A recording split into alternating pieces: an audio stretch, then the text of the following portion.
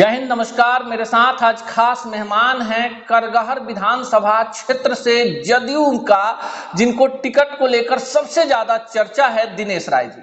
दिनेश राय जी एक ईमानदार अधिकारी रहे हैं और लगभग 10 वर्षों तक बिहार के मुख्यमंत्री नीतीश कुमार के सचिव भी रहे हैं। ऐसे में दिनेश राय जी हमारे साथ हैं और करगहर में जिस तरह से इन्होंने एंट्री मारी है, लग रहा है कि इस बार नया जनादेश देखने को मिलेगा। सर, क्या लग रहा है? आप गए हैं वहां, जनसंवाद किया है। बिल्कुल बिल्कुल, लगातार वीआरएस लेने के बाद मैं क्षेत्र का भ्रमण कर रहा हूँ।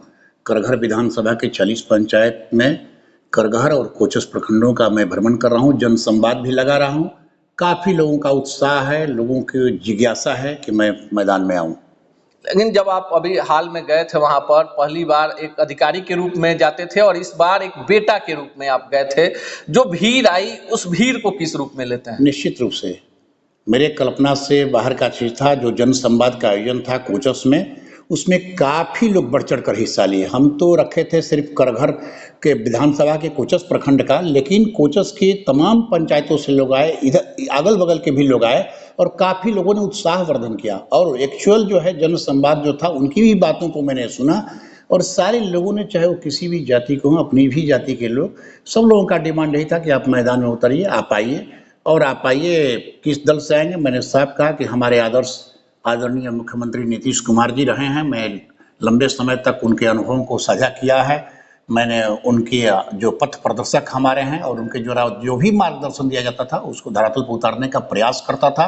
तो मैं प्रयास करूंगा कि उनके पद चिन्हों पर चलने का कोशिश करूं और उनका जो भी आदेश निर्देश, कल्याणकारी योजनाएं हैं, उनको भी मैं घर घर तक पहुंचाने का प्रयास करूं। एक दिनेश राय की चर्चा होती है, एक ईमानदार अधिकारी के रूप में बेतिया में जिस तरह से आपने काम किया, लेकिन कहीं ना कहीं करगहर आपके दिल में था। अक्सर आप करगहर जाते थे, छुट्टियों में जाते थे, लोगों से मिलते थे। अब जब आप करगहर में एक बेटा बनकर जा रहे हैं, लोगों के बीच में जा रहे हैं, तो जो उत्साह है, आपको लगता है कि ये किसी पैसे से या किसी प्रभाव से इकट्ठा किया जा सकता है? बिल्कुल नहीं, बिल्कुल नहीं। चूंकि मैं सेवा में भी था, जब प्रशासनिक सेवा में था। यह बात आपने सही कहा कि मैं छुट्टियों में बाहर समय व्यतीत नहीं करता था, बल्कि अपने इलाकों में और गाँव में रहा करता था। माननीय मुख्यमंत्री जी भी जानते हैं कि जब भी मैं उनसे छुट्टी लेता था, मैं गांव के लिए छुट्टी लेता था कि सर घर तरफ जा रहा हूं, और वो कहते थे कि गांव जाना चाहिए, गांव से संपर्क रखना चाहिए।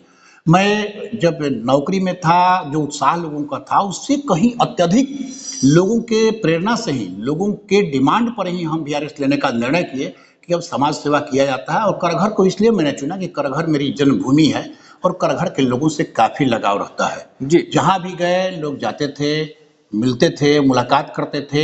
और जब मैं सेवा में ही था, जब मेरा सम्मान समारोह लोगों ने किया सचिव बनने पर, तो उस पर काफी लोगों ने डिमांड किया कि आप नौकरी को छोड़िए, हम लोग आपको सहयोग देने के लिए तैयार हैं, आप लोगों की सेवा कीजिए।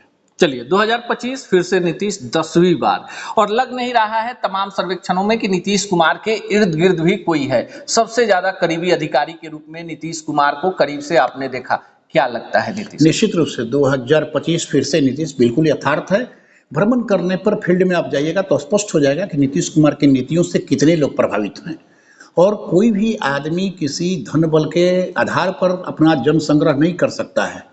जनतंत्र में जन का बहुत बड़ा महत्व है और इस सारे लोगों से जब हम मिलते हैं तो अधिकांश लोगों का झुकाव नीतीश कुमार की तरफ है। डेमोक्रेसी है, डेमोक्रेसी में सबकी अपना अधिकार है, बहुत सारी पॉलिटिकल पार्टियां हैं, सब कुछ अपने दल की नीति और सिद्धांतों को रखते हैं। लेकिन नीतीश कुमार की जो अमिट छाप है गाँव में, विद्यार्थियों में, महिलाओं में, उसकी परिकल्पना नहीं की जा सकती है। और इसको किसी भी पैसे और किसी लोभ लालच से इसको नहीं प्राप्त कर सकते हैं। आज से निशांत कुमार का जनसंवाद शुरू हो रहा है। देखिए, निशांत कुमार को लेकर नीतीश कुमार ने कभी भी कोई इस तरह का परिवारवाद का प्रयोग किया नहीं, लेकिन उनके पुत्र हैं, इंजीनियरिंग की पढ़ाई की है उन्होंने, उनको किस रूप में लेना चाहिए? बेहद अच्छे इंसान हैं। अभी उस बारे में मुझे कुछ जानकारी नहीं है, इसलिए कि कभी भी माननीय मुख्यमंत्री से अभिभावक हमारे यहाँ मिलते हैं तो निशांत जी के बारे में कोई चर्चा नहीं होती है।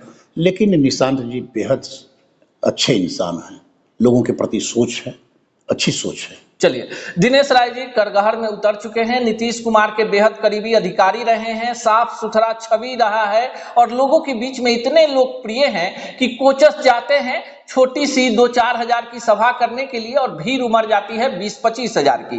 पिछले 4-5 दिनों से लगातार अपने क्षेत्र में जब ये घूम रहे थे तो सीधे सीधे चर्चा होने लगी कि 2025 में जदयू के उम्मीदवार के तौर पर ये आएंगे। आखिरी सवाल आपसे, जो लोगों का प्यार है आपके करगहर में, इस प्यार को किस रूप में लेते हैं? निश्चित रूप से लोगों का विश्वास है, भरोसा है, चूंकि सेवा में भी रहकर मैंने बहुत सा सहयोग किया है, लोगों को विधि संगत सहयोग किया है, ऐसा नहीं कि नियम कानून से हटकर किया है। आज इसका प्रत्यक्ष उदाहरण है कि सिर्फ जन संवाद और कोई कार्यक्रम में ही भीड़ नहीं लग रही है। मैं गांव पर 4 रात्रि विश्राम किया, लोग प्रतिदिन सुबह से लेकर शाम तक इतनी जमावड़ा हो रहा है, इतने लोग आ रहे हैं और वैसे नए नए चेहरे भी आ रहे हैं जो कि कहते हैं कि आपके बारे में सुने हैं, आपके बारे में जानते हैं, हम आपसे जुड़ना चाहते हैं।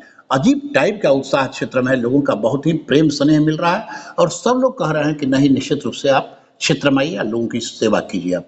एक अधिकारी के रूप में खासे लोकप्रिय रहे दिनेश राय अब बिहार की राजनीति में नीतीश कुमार के आदर्शों को लेकर करगहर में उतरने वाले हैं। बाकी आप इस पूरे प्रसंग पर क्या सोचते हैं, कमेंट बॉक्स में जरूर बताइएगा।